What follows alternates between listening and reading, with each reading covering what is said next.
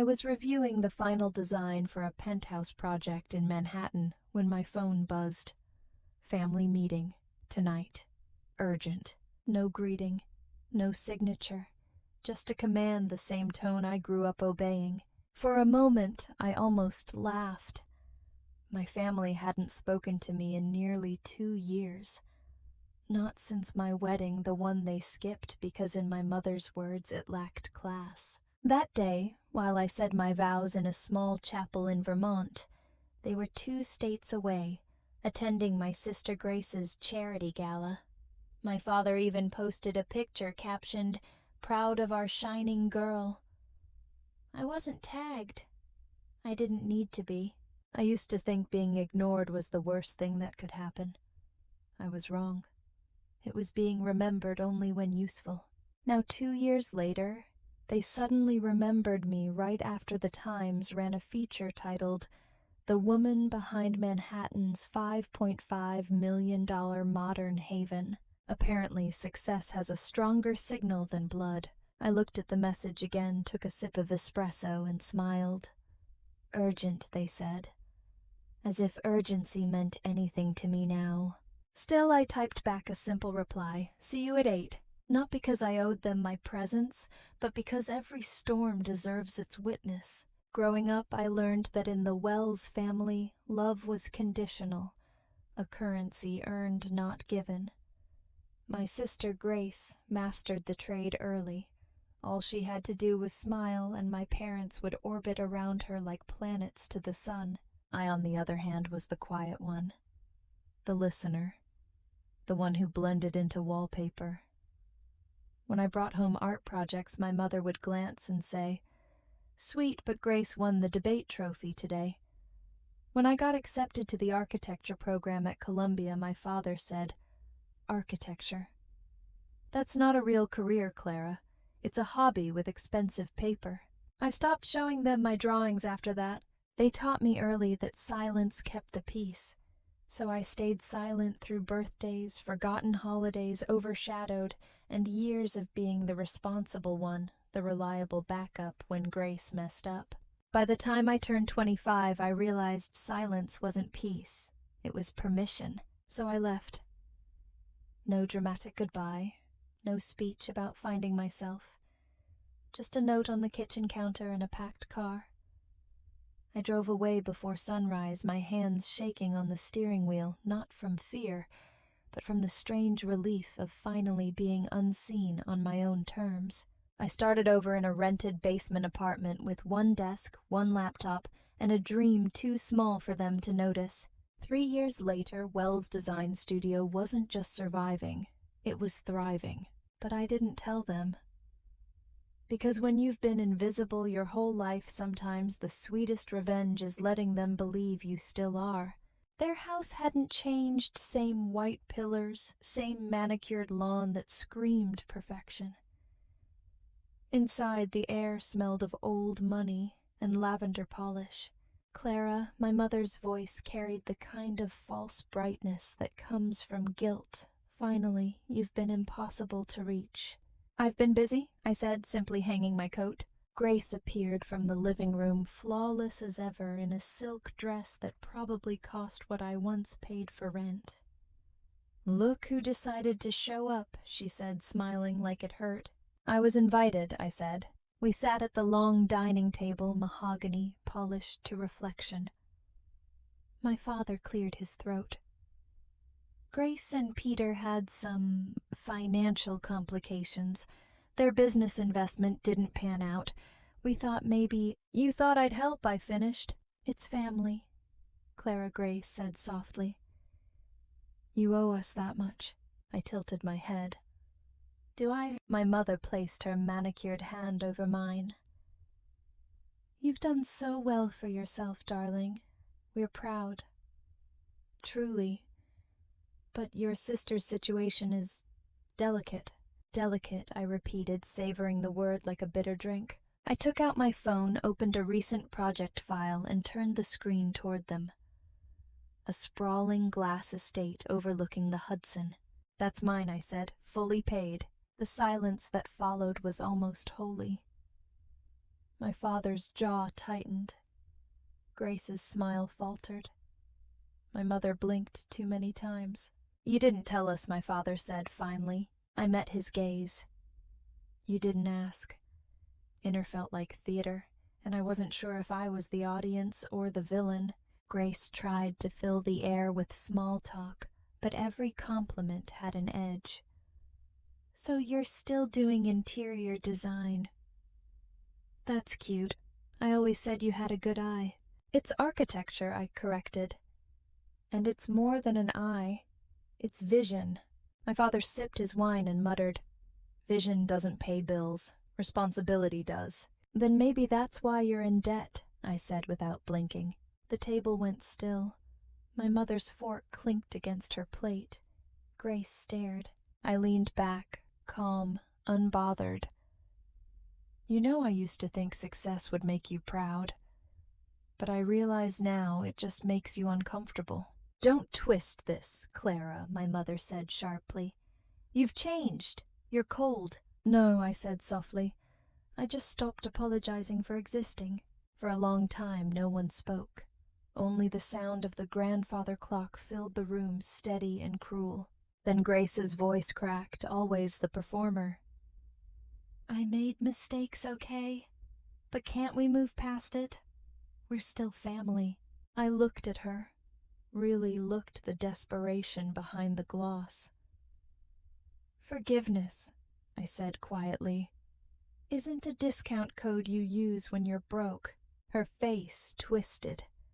My father slammed his napkin on the table, furious. "Enough." "This attitude is called boundaries," I interrupted. "You should try them." I stood. "I'm not here for reconciliation. I'm here so you remember the woman you decided wasn't worth showing up for." And then I left the table. The next morning my phone lit up with messages from Grace. "I'm sorry, Clara. I didn't mean what I said. Please, can we talk? I need your help. Mom and Dad are worried." Worried, I thought, or embarrassed. I didn't reply. Instead, I sat on my terrace overlooking the city skyline, the skyline that once belonged to my dreams, now to my reality. The quiet hum of construction from a nearby site almost sounded like applause. By noon, an email arrived from a charity organization I supported, Women Rebuilding Futures. The director thanked me for my recent donation. The name of the recipient caught my eye, Emma Parker, Grace's former assistant, the one she fired after announcing her pregnancy. I smiled. Revenge didn't always need noise. Sometimes it just needed timing.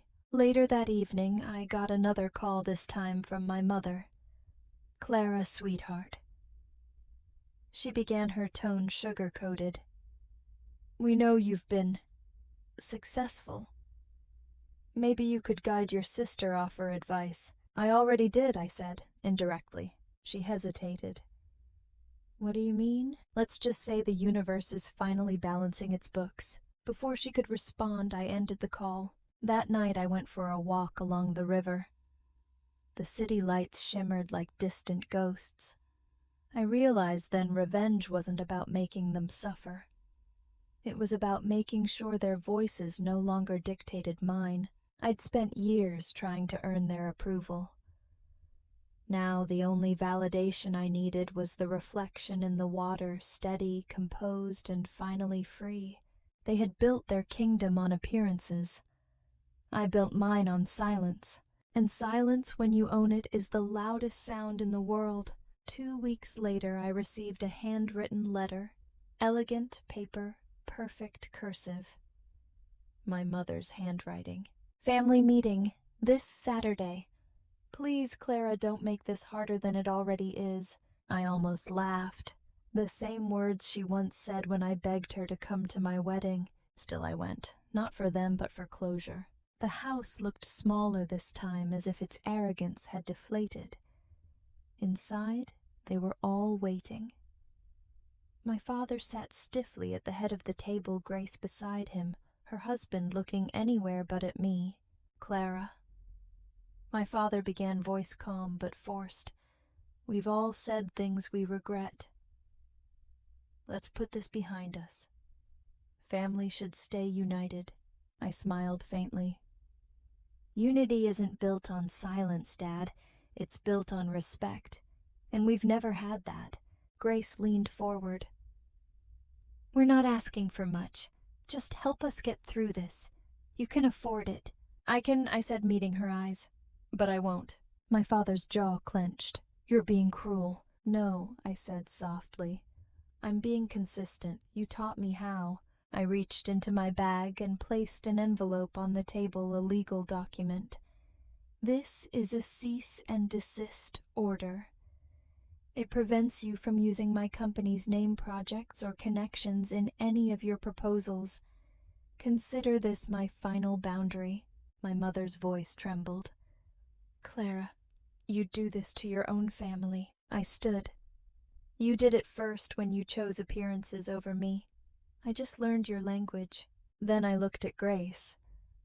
Her face pale, her eyes glassy. You called my wedding ordinary. So I built a life that's extraordinary without you in it, and I left.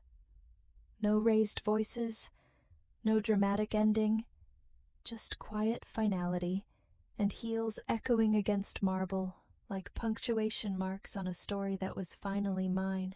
A year later, the city feels different, not softer, just quieter. I live in a glass townhouse overlooking the river. The mornings smell of coffee and clean air. I design homes now for people who understand that beauty means peace, not prestige. Sometimes I pass by families on the street, parents holding their children's hands, laughing without performance. It still stings, but less each time. One afternoon, a letter arrived at my office. From Grace. I'm sorry. I was jealous and I took it out on you. I wish things were different. There was no request for money, no manipulation. Just that. I didn't reply. I didn't need to. Some apologies don't need answers, just distance. That evening, I walked by the Hudson, my reflection framed by the lights of the skyline I'd once dreamed of. I thought of the girl who left home with nothing but a notebook and a plan, and I smiled. They used to say I was invisible. Now I understand invisibility isn't weakness.